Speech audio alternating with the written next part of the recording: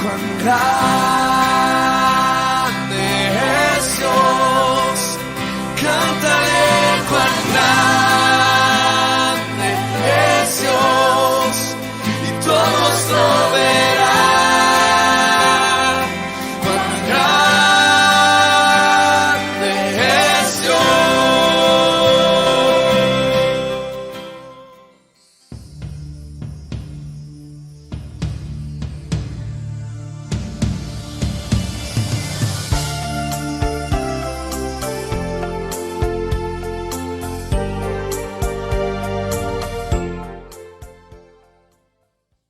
Hoy les traje una palabra y realmente gracias Jorge por la oración, porque yo siento que este tipo de palabras necesita esa oración, porque del personaje que hoy te voy a hablar y de la historia que hoy te voy a compartir es una historia como esas, ¿no? Porque cuando el hombre habla muchas veces, ¿no? Hoy escuchaba por ahí, ¿no? En una serie que están viendo mis hijos, y decía, ¿quién era esa chica que todo el tiempo hace bla, bla, bla, bla? ¿No? Una serie de niños. La verdad es que el hombre habla muchas veces, pero cuando Dios habla, el mundo se para, ¿no? De alguna manera nuestros oídos tienen que estar atentos y de alguna manera nosotros tenemos que tener una respuesta. O sea, por eso yo siempre digo que el Evangelio, no hay corazones duros ante el Señor. No hay corazones. O uno rechaza o uno acepta, pero el mensaje llega, siempre llega. El hombre rechaza o acepta. Que rechace, bueno, uno puede interpretar como quiera, pero yo quiero hablarte hoy de cómo vivir tu fe basada en visiones celestiales de transformación. Ese es el mensaje de hoy. Y la palabra de Dios nos habla en Efesios 2:14 que dice, porque Cristo es nuestra paz, ¿sí? Cristo es nuestra paz, de los dos pueblos ha hecho uno solo, derribando mediante su sacrificio el muro de enemistad que nos separaba, ¿sí? Había antes de Cristo, una separación clara, contundente. Unos eran los hijos de la promesa, ¿sí? De Jacob, de Israel, y luego estaban todos los otros, que eran los no hijos de la promesa, es decir, los gentiles, donde nosotros nos incluimos. Y justamente la historia de hoy trata de cómo esa muralla, cómo ese muro, esa pared, se rompe, se quiebra en Cristo Jesús, porque Cristo es nuestra paz. Y de los dos pueblos ha hecho uno solo, derribando mediante su sacrificio el muro de enemistad que nos separaban. El tema de hoy es cómo vivir nuestra fe basado en visiones celestiales de transformación. Y yo creo que hay tres formas de vivir nuestra fe. Puedo vivir mi fe con fantasías y humanas, basado en emociones permanentemente, y eso lo vemos en muchos lugares. O podemos vivir también nuestra fe solo aceptando al Señor como nuestro Salvador y quedarnos en esa experiencia sin visiones de ningún tipo. O sea, los dos extremos de la vida, ¿no? Unos con visión todo el tiempo, emociones, y otros sin ninguna visión de ningún tipo. Pero también hay una tercera opción, que es donde el Espíritu Santo nos da visiones espirituales. Seamos que lo sintamos o no, seamos que lo veamos o no, hay algo que Dios hace. Esa es la tercera variante. El Evangelio, hasta el momento de la historia que te estoy relatando, era un evangelio elitista. Era un mensaje para un grupo de personas del mundo. Hasta ahí quedó, israelitas, ¿sí? Jesús era israelita, los 12 discípulos israelitas, la mayoría de las personas que recibió el mensaje era israelita. Por supuesto que Jesús le habló a gentiles, pero principalmente estaba ahí, ¿no? Sus peleas, sus luchas, era con los religiosos de la época. Hasta ese momento de la historia. Te decía que los gentiles son los hijos que no están vinculados con Jacob, ¿sí? Todos sabemos eso, por lo menos los que hemos estudiado un poco la palabra. Y muchas referencias del Antiguo Testamento marcan esas diferencias, ¿sí? Nos hablan de la forma de comer, de la forma de celebrar, de incluso la cultura que tenían los israelitas, y de alguna manera esas leyes, de algunas maneras esa cultura generó que en los tiempos haya un menosprecio sobre aquellos que eran distintos, ¿sí? Aquellos que son distintos generalmente, de alguna manera, a nosotros nos son como amenaza. Entonces los israelitas en ese momento construyeron serie de murallas, una serie de paredes que los separaba del resto. Hoy en día decimos que en Cristo han sido derribadas esas murallas, pero igualmente nosotros hemos construido ciertas paredes, ciertos muros. Nos vinculamos con ciertas personas y de alguna manera vamos construyendo ciertos muros que imposibilitan que haya personas que accedan al llamado de Dios. Pero el Evangelio no era un mensaje elitista. El Evangelio es el mensaje para todos. Así que había una persona que era gentil, era muy bueno con la gente, generoso. Era centurión del Imperio Romano, así que dice la historia que lideraba una centuria de 80 soldados profesionales. Así que Cornelio era una persona de mando, de liderazgo, de administración. Era un tipo que gestionaba. Y un día tuvo una visión angelical, donde tenía instrucciones precisas. Tenía que ir a buscar a Pedro, al cual llamaban, donde estaba hospedado en la casa de José,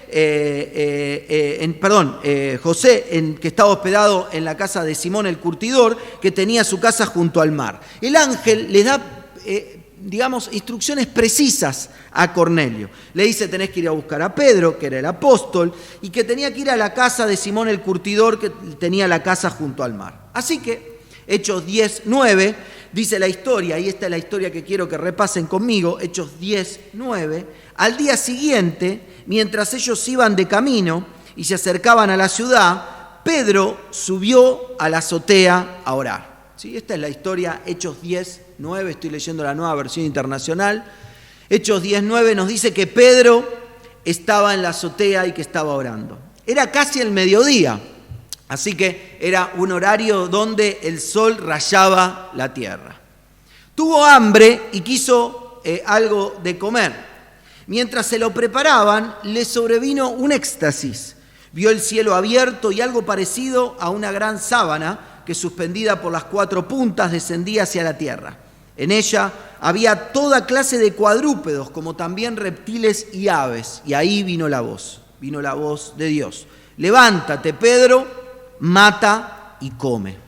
Bien, estamos hablando de los israelitas, estamos hablando de los gentiles. Una gran diferencia es lo que comemos, ¿no? Nosotros comemos cualquier cosa, pero los israelitas no podían comer cualquier cosa. ¿Sí? Levítico 11 dice claramente lo que podían comer y lo que no podían comer. De hecho, no podían tocar ni siquiera animales muertos, como eso, ¿no? Ni siquiera los podían tocar ni comer. Recordemos la historia de Daniel. Les hablé la vez pasada, ¿no? De la historia de Daniel. Y Daniel, cuando va a Babilonia, le ofrecen la comida. ¿Y qué hace Daniel? No. ¿Por qué no? Bueno, no por una cuestión cultural o una cuestión, sino porque era genuino lo que Daniel estaba haciendo. Era rechazar lo impuro, rechazar lo que Dios no autorizaba, lo que Dios no habilitaba para comer. Basado en esto, basado en Levítico 11, basado en una palabra, basado en su propia cultura, en su propia fe, Pedro dice, de ninguna manera, Señor, jamás he comido nada impuro o inmundo. Pero segunda vez, insiste la voz, lo que Dios ha purificado, tú no lo llames impuro. Esto sucedió, ¿cuántas veces? 3 veces. Bueno, no sé si hay corazones duros o no, pero Pedro evidentemente era medio piedra, ¿no? 3 veces viene la visión. ¿Cuántas veces, no? El Señor insiste, 3 veces, y enseguida la sábana fue recogida al cielo. Pedro no atinaba a explicarse cuál podría ser el significado de la visión. Mientras tanto, los hombres enviados por Cornelio, que estaban preguntando por la casa de Simón, se presentaron a la puerta. Llamando, averiguaron que sí allí se hospedaba Simón, apodado Pedro. Fíjense qué interesante la historia en este momento, ¿no? Justo a la media tarde. Tiene la visión Pedro. Ya estaban viniendo de camino los de Cornelio, bien hollywoodense, ¿no? Termina la visión y no se sabe si comió o no Pedro, aparece los muchachos que mandó Cornelio. Increíble. Y ahí entra el kit de la cuestión, ¿no? El clímax de la historia. Pero antes quiero reflexionar con ustedes qué son las visiones. Las visiones son experiencias espirituales que nos permiten ver, justamente, ver visión. Podemos ver con nuestros ojos, ¿sí? Pero también podemos ver con nuestro espíritu lo que sucederá pronto o sucederá en un futuro lejano. La visión, tengo anotado aquí, puede marcar un camino a seguir y ayudarte a tomar decisiones. La visión, para que sea una visión de Dios, no puede ser autoprovocada, porque si no es una fantasía, es algo humano, es algo emocional.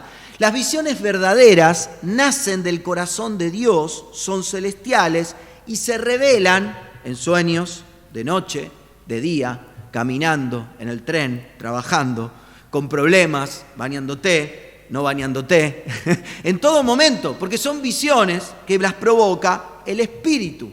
Y las visiones, sí o sí, tienen que ser coherentes con lo que enseña la Escritura, ¿sí? Porque si no, de alguna manera, no es algo de Dios, ¿sí? Y si es una visión, esto anoté aquí, tiene que desafiarte, tiene que incomodarte, tiene que impulsarte, te va a dejar pensando, porque la historia en Pedro, dice Hechos 9:19, mientras Pedro seguía reflexionando, Pedro no entendió nada. Estaba la sábana colgada de animales, la visión le dice, comé, Pedro le responde desde Levítico 11 y le dice, no puedo comer, eso es impuro. Pero la palabra de Dios viene 3 veces sin entender, golpean la puerta, son de un gentil, de soldado profesional del imperio que lo viene a buscar, que dice que tiene una visión increíble. No entiende nada. Mientras sigue reflexionando, eso se trata, eso es una palabra. Eso es palabra de Dios. Que no tiene que estar todo tan claro, todo tan preciso, porque si no, sería fácil la vida, ¿no? Sería muy fácil la vida. Y de esto se trata, de que Pedro estaba reflexionando, porque Pedro es como yo y como vos. Pedro me enseña cómo le damos a Pedro, ¿no? Le pegamos duro a Pedro, porque negó, ¿no? Qué bárbaro, ¿no? Porque se hundió, porque era impulsivo, tenía todos los números. Yo soy licenciado en recursos humanos, así que algo sabemos de selección de personal, entre otras cosas, y uno mira todo el tiempo, por lo menos a mí me pasa, ¿no? Todo el tiempo como el psicólogo, ¿no? Dicen que los psicólogos no te psicoanalizan, mentira, ¿viste? Es decir, todo el tiempo, ¿no? Porque uno es lo que es, ¿verdad? Y yo todo el tiempo estoy pensando en perfiles, todo el tiempo veo gente y veo perfiles, a ver qué podría hacer, qué no podría hacer. No, todo el tiempo, es así, estoy seteado para eso. Y a mí me interesa esto, porque yo no sé si lo hubiera elegido a Pedro como el líder de la iglesia. Posiblemente no lo hubiera elegido yo. Pero algo Jesús vio en él, ¿no? Claro, esa impulsividad que tenía lo llevó a hacer esto, que ningún otro discípulo lo podría haber hecho. Romper con años de no comer nunca y no entrar en contacto con gente que no fuera israelita. ¡Oh! Tremendo, ¿no? Simón, Pedro, dice la historia que seguía reflexionando sobre el significado de la visión, no entendía nada. Y el Espíritu, por eso es algo del Espíritu y no es algo emocional. El Espíritu le dijo, mira Simón, 3 hombres te buscan, date prisa, baja, no dudes en ir con ellos porque yo los he enviado. Pedro, sin entender, obedece. Pedro baja, le dice a los hombres, aquí estoy, yo soy el que ustedes buscan, ¿qué asunto los ha traído por acá? Así que Pedro recibe a estos enviados por Cornelio, viaja a Cesarea para encontrarse con él, y cuando llega a la casa, que estaba llena de parientes y amigos, empieza un diálogo. Pedro explica en la casa de Cornelio lo incómodo que es para él, lo incomodísimo que es para él como judío entrar en la casa de un gentil y encima del Imperio Romano, un soldado del Imperio Romano, ¿sí? Aún Pedro se resiste a la visión. se resiste a la palabra. Todavía no estaba entendiendo lo que Dios le estaba mostrando. Así que en el versículo 29 Pedro responde, ¿para qué me hicieron venir? Pedro, o sea, increíble, ¿no? Esta historia. Uno la lee rápido, pero detengámonos en el momento. Es decir, ¿para qué? O sea, me imagino Pedro como enojado, como diciendo, Señor, yo te hago caso, pero ¿qué onda? Cornelio contesta, hace 4 días, a esta misma hora, las 3 de la tarde, estaba yo en casa orando. Pedro, me imagino, orando un gentil, ¿no? Es decir, de repente apareció. Hasta ese momento no había experiencias con gentiles. El evangelio solo era predicado en Jerusalén. Solo era predicado allí. No más.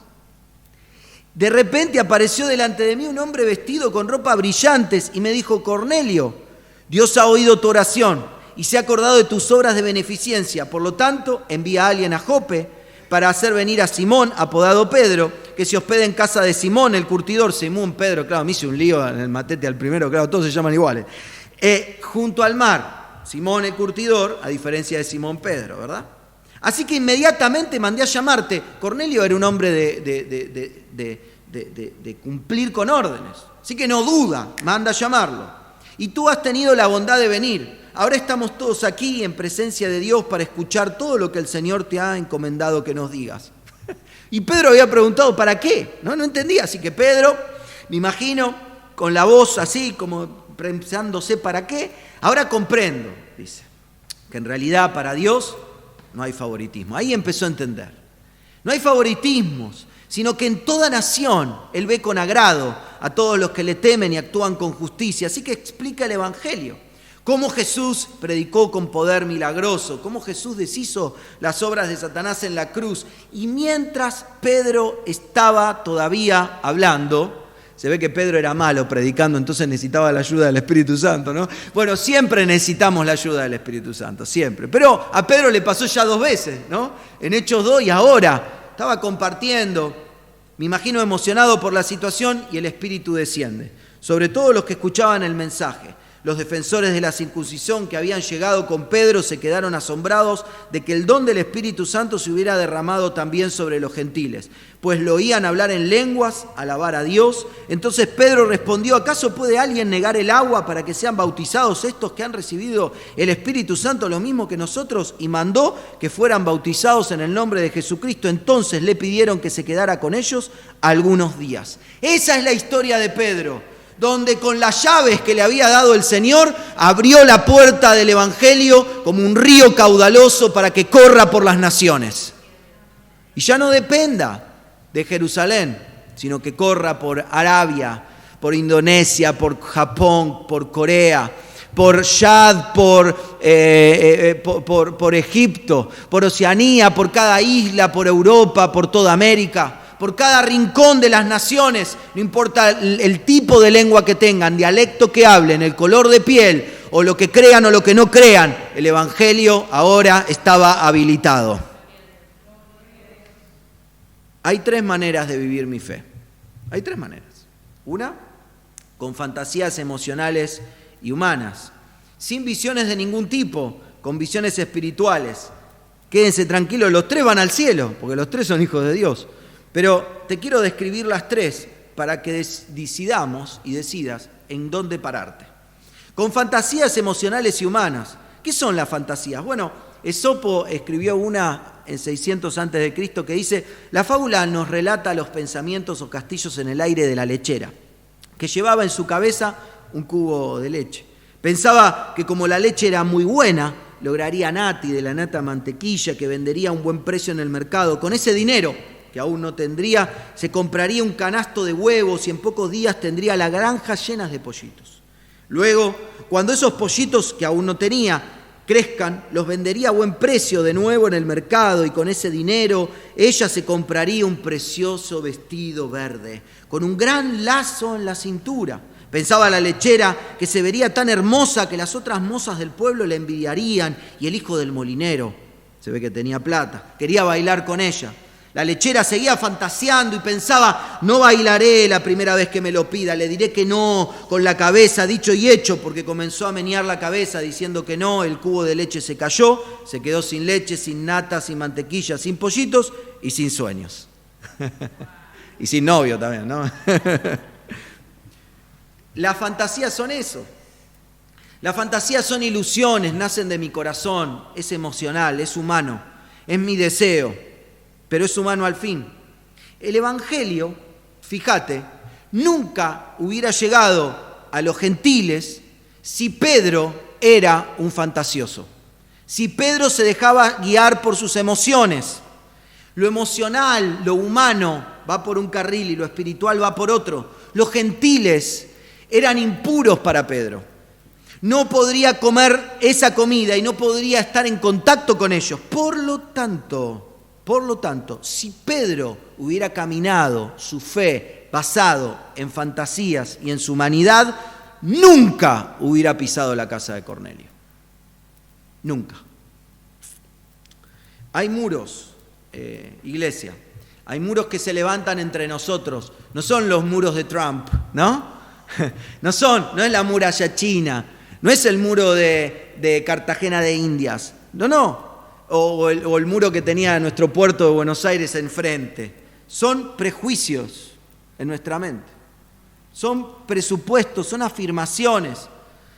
Prejuzgamos a los demás por su forma de vestir y por su forma de pensar, por sus experiencias de vida, por su cuenta bancaria, por su estilo de vida. Esos muros que se construyen hacen que el Evangelio no llegue, ¿no? Es como un dique, son diques, ¿sí? El agua se contiene y no puede fluir para regar, para bendecir, es lo mismo. Y todo está en nuestra mente, todo está en nuestro corazón. Hay otro estilo de vida que nosotros podemos meternos, ¿sí? Como cristianos, que es sin ninguna visión, sin ningún tipo de creencias respecto de esto, y está bien. Yo estuve en ese lugar durante mucho tiempo, ¿sí? Yo nací en una iglesia hermano libre, por supuesto que la doctrina era clave. Por eso, desde muy chiquito, desde mis 8 años, con mi tradición también cristiana por mi apellido, como ustedes saben, yo desde muy chiquito conocí el Evangelio. Como dice mi mamá, soy un cristiano intraútero, ¿no? Ya desde antes ya creía. Pero bueno, a mis 8 tuve mi encuentro con el Señor y a los 13 confirmé que mi decisión de seguir a Jesús no era porque mis papás eran cristianos, mi bisabuela era cristiana, mi abuela era cristiana, sino porque yo realmente quería seguir al Señor. Y ahí empezó una seguidilla de una búsqueda impresionante que me llevó con mi cortísima edad a leer arqueología bíblica, a comprarme diccionarios bíblicos, leerme toda la Biblia en cuanta versión existiera, estudiar teología. Una de las cosas más impresionantes que me pasó en esa etapa fue querer estudiar griego, y empecé a estudiar griego y a traducir la Biblia del Nuevo Testamento, la parte del Nuevo Testamento en base a la cuarta versión de las Sociedades Bíblicas Unidas del griego koiné, y fue extraordinario. Así que entiendo cuando uno está en ese lugar, porque caminar en visiones espirituales es un riesgo, pero es otro tipo de forma en la cual uno puede experimentar su fe. Es una opción y está bien que uno camine en ese lugar. Si Pedro hubiera caminado en este estilo de vida cristiana, nunca hubiera ido a Cornelio y nunca hubiera creído que lo que vio era una visión del Espíritu. ¿Se dan cuenta? ¿Cuál es el tercer aspecto, ¿no? La tercera forma? Que por supuesto es un ideal, pero me gustaría que podamos reflexionar sobre esto. Pedro no fue un cristiano que viviera de fantasías, ni tampoco fue un cristiano que rechazara las visiones. Al contrario, las aceptó, pero luchó con esa visión. Luchó con esa palabra, luchó con esa sábana, luchó con esa palabra. Como Moisés luchó con la palabra cuando la recibe, ¿o no? ¿Cuántas? Yo detecté por lo menos 10 quejas de Moisés ante el llamado de ser el libertador del pueblo de Israel en Faraón. Claro, tenía un montón de excusas, entre ellas que era el hermanastro del Faraón, ¿no? Pero bueno, esa la dejamos de lado. Así que luchamos con la palabra. El mismo Señor pasa de mí esta copa. Porque la palabra que Dios nos da siempre nos va a desafiar. Siempre. Me acuerdo de la historia de Kim Phuc, ¿no? Esa nena que fue fotografiada en Vietnam. ¿Se acuerdan? La de 9 años que estaba desnuda, toda quemada por las bombas incendiarias. Bueno, Kim Phuc se convirtió. Kim Phuc tuvo un encuentro con Jesús. Y ella cuando cuenta su historia dice, a mí me costó mucho aceptar la palabra que dice, ama a tus enemigos. Porque los enemigos, que fueron en este caso los soldados estadounidenses, quemaron mi casa, quemaron el templo de ahí y me quemaron el 90% de mi cuerpo. ¿Cómo hago para...? ¿Se dan cuenta? La palabra de Dios, la visión que Dios nos da, nos desafía. Así que Pedro lucha con la visión, pero la acepta, cree y caminó en su cumplimiento. El resultado fue tremendo, porque el Espíritu Santo se derramó en una casa, todos fueron bautizados en agua y se concretó lo que Jesús dijo, porque Cristo es nuestra paz. De los dos pueblos ha hecho uno solo, derribando mediante su sacrificio el muro de enemistad que nos separaba. Ya estaba el muro derribado por la cruz, pero tenía que efectivizarse, tenía que verse en la realidad. Ahí fue Pedro. Porque la promesa que Dios le dio a Abraham no fue para un pueblo, fue para todos los pueblos. Fue para que todas las naciones sean bendecidas. Y el Evangelio no es un mensaje elitista, es un mensaje para todos, no para unos pocos. Y Pedro fue el instrumento que Dios usó para abrir caminos, para que el Evangelio corra por todos los pueblos y por todas las naciones. No solo ahora para los judíos o judíos o israelitas, sino para todos los pueblos y las naciones. Caminar según una visión celestial nos va a ampliar nuestro horizonte. Cuando caminamos en una visión celestial, eso hará que nuestro horizonte se amplíe. Y como nuestro horizonte se va a ampliar, entonces las decisiones que tomemos, lo que invirtamos, lo que dediquemos tiempo, nuestra cabeza, va a estar definido en ese horizonte que está lejos, que tengo que ir a alcanzarlo. Pero será la visión celestial. ¿Cómo experimento este nivel de visión? Bien, yo anoté aquí un par de cosas. Primero, buscar a Dios. Pedro estaba buscando a Dios en la azotea de la casa. Estaba buscando de Dios. Es decir, esto no es algo cada tanto, es siempre. Uno tiene que estar siempre buscando de Dios. Era costumbre para Pedro orar. Así que como era costumbre, se dedica a la oración. Deja de lado la comida, deja de lado los amigos, deja de lado su negocio, deja de lado y se busca a orar. Pero es muy interesante que en esta historia la oración lo que hizo en realidad fue preparar el corazón de Pedro, porque Pedro estaba lleno de prejuicios. Así que entra en un éxtasis espiritual y ahí es donde la palabra de Dios se derrama. Pedro, escucha bien, no estaba buscando una visión. Pedro no estaba buscando una nueva revelación. Pedro estaba conversando con Jesús. Pedro estaba en oración. Pero en ese contexto había que hacer algo.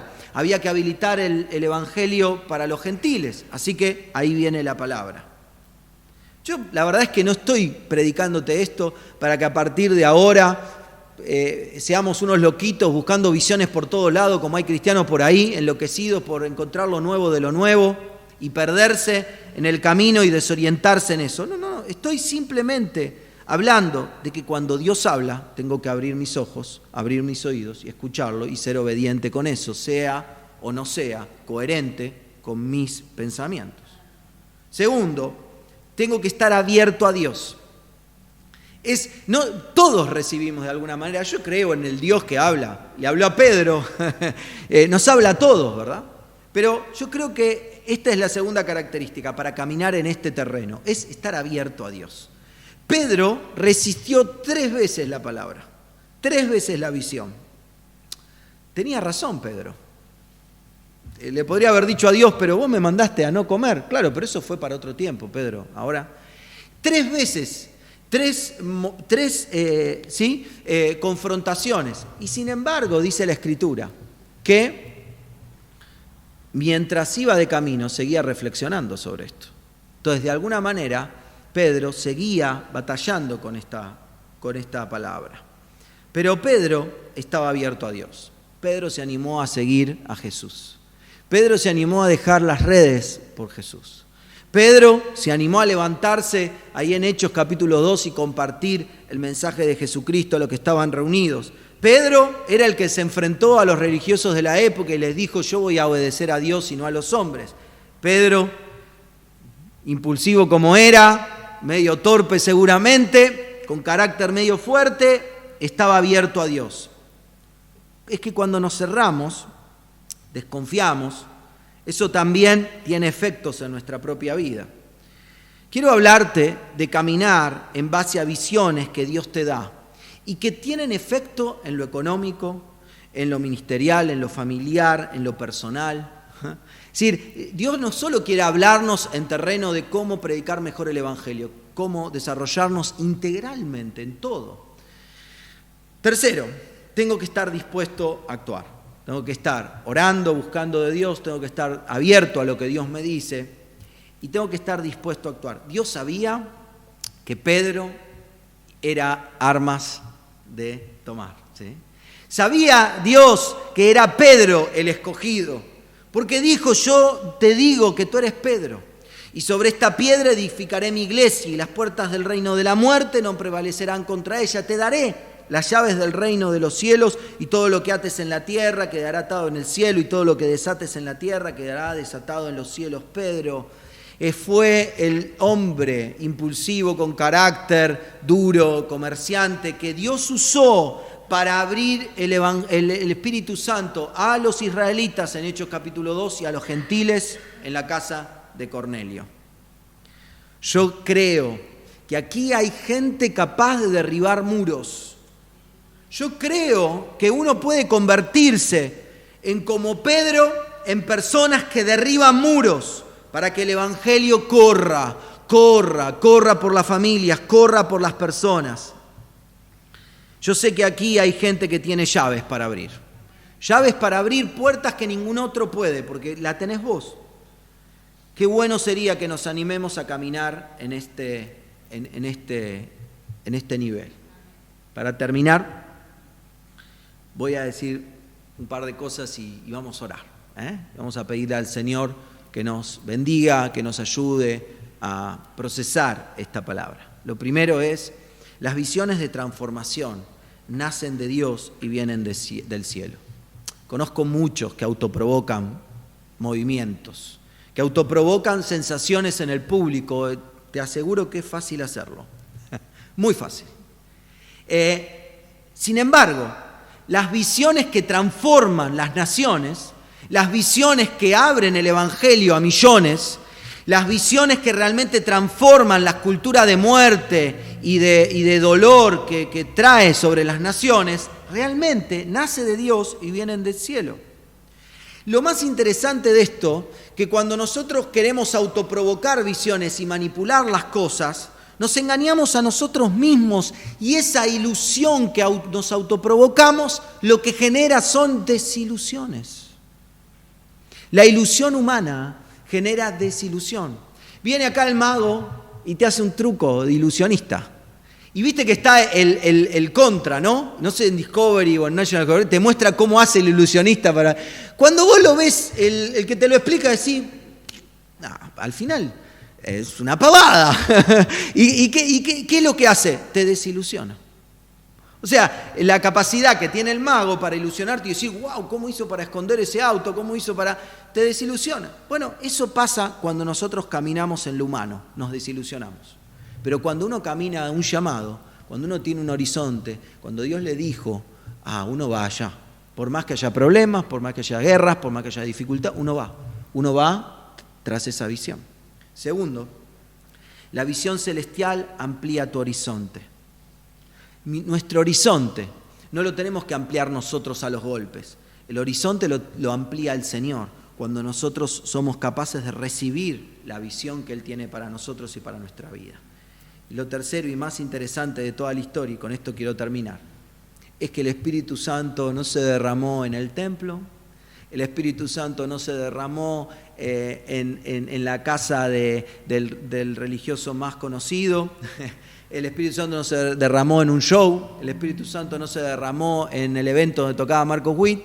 El Espíritu Santo no se derramó en la iglesia de Hillsong Church en Sydney, Australia. El Espíritu Santo se derramó en una casa de un gentil. Porque Dios quiere derramarse en lo cotidiano. Dios quiere derramarse mientras vas de camino al trabajo, en el hospital, en las universidades, en las oficinas, en los clubes, en el comercio, mientras vas manejando, andando en bici, caminando, mientras te bañás, mientras cocinás para los chicos. Dios se quiere derramar en lo cotidiano. Dios quiere llegar a esos lugares para usar tu vida, para que llegue a las personas que de otra manera nunca llegaría el mensaje. El problema son los muros. El problema son nuestros prejuicios. Son cosas razonables, son cosas de verdad, pero no son divinas, no son de Dios. Nos separan e impiden que Dios se manifieste. Una vez dijo un evangelista, el problema no lo tiene Dios. Y yo agregaría, el problema no lo tiene la gente con Dios, el problema lo tenemos nosotros, que a veces decimos, no, ¿cómo se va a manifestar en Cornelio, que mató a filo de espada a cientos de miles?